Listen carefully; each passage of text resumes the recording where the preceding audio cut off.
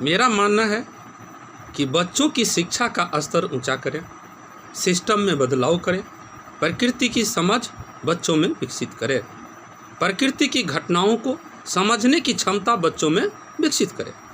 यह कब होगा? जब हम अपनी सोच बदलेंगे। चाहे हम गुरु हो, चाहे हम माता पिता हों, चाहे हम समाज के महान पुरुष हों, हमें अपनी सोच बदलनी है। हमें अंधविश्वास से निकलकर आधुनिकता में आना है। पहले भी अंधविश्वास नहीं था, अंधविश्वास सिर्फ मध्यकाल में ही आया है। जो आप राम और कृष्ण की कहानी पढ़ाते हैं बच्चों को, उस राम और कृष्ण के समझने की कोशिश करें कि राम कृष्ण क्या थे।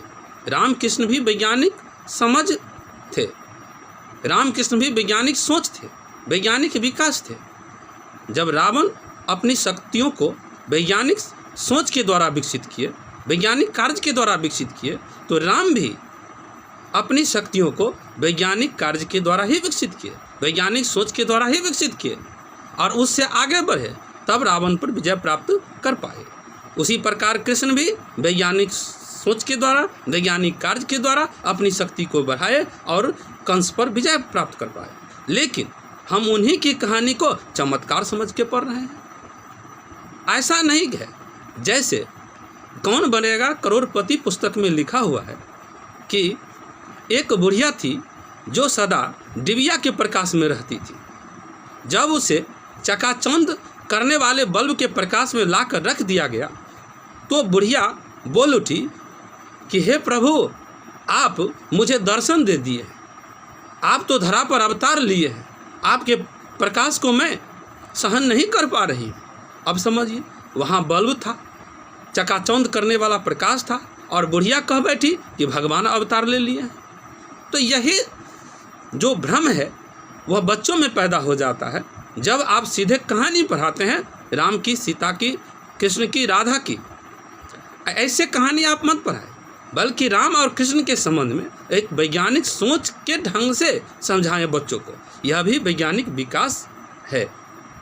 और बच्चों को प्रकृति की समझ की ओर मोड़ें, प्रकृति को समझने की शक्ति बच्चों में विकसित करें, तभी ये बच्चे आगे बढ़ सकते हैं। सही दिशा में उन्हें जाने के लिए प्रेरित करें।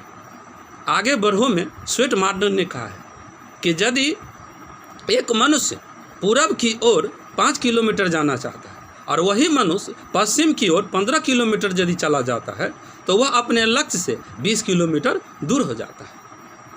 वह लक्ष्य की ओर नहीं पहुंच पाता बल्कि और दूर ही हो जाता है। क्यों? इसलिए कि सही दिशा में नहीं चला। आप जिस लक्ष्य को प्राप्त करना चाहते हैं उस लक्ष्य की दिशा को पहले चयन कीजिए कि वह लक्ष्य किस दिशा में है। उस सही दिशा में आप बढ़ें तभी आप सफल हो पाएंगे। इसलिए मैं कहता हूँ कि बच्चों में जब तक आप प्रकृति के संबंध में समझने की शक्ति नहीं विकसित करेंगे, नई सोच नहीं विकसित करेंगे, वैज्ञानिक सोच नहीं विकसित करेंगे, बच्चे सफल नहीं हो सकते। इसलिए बच्चों में प्रकृति की समझ विकसित करें, वैज्ञानिक सोच विकसित करें और अंधविश्वास से निकालकर आधुनिकता की ओर लावे, वैज्ञानिकता की ओर लावे, तब होगा। बच्चों को विदेशी लेखकों की पुस्तक भी पढ़ावे। विदेशों में भी बहुत सारे विद्वान हैं प्रकृति को समझने वाले। हमारे देश में ज़्यादातर धार्मिक पुस्तकों के लेखक हैं, धार्मिक कहानियों के लेखक हैं, प्रकृति की समझ के कम लेखक हैं। आप विदेशी पुस्तकों में देख लीजिए, विदेशी लेखकों की पुस्तकों में देख लीजिए, नई नई सोच है। तब तो अमेरिका इतना आगे बढ़ गया और भारत पीछे है। भारत क्यों पीछे है? इसलिए कि वो अंधविश्वास की ओर जाता है, आधुनिकता की ओर कम है। अमेरिका क्यों आगे है? क्यों वह चंद्रमा पर पहुंच गया? क्यों वह अंतरिक्ष में बहुत आगे तक पहुंच गया? इसलिए कि वह वैज्ञानिक सोच को महत्व देता है। वह कहता है कि राम या कृष्ण जो थे वह वैज्ञानिक समझ की उपज थे, वैज्ञानिक सोच की उपज थे, और उस पर विश्वास करके वह नया कार्य करता है, नए ढंग से प्रकृति को समझता है, विकसित करता है, और तब वह सबसे आगे है। इसी तरह हमें अपने बच्चों को भी वैज्ञानिक सोच की ओर मोड़ना पड़ेगा। जय श्री राम।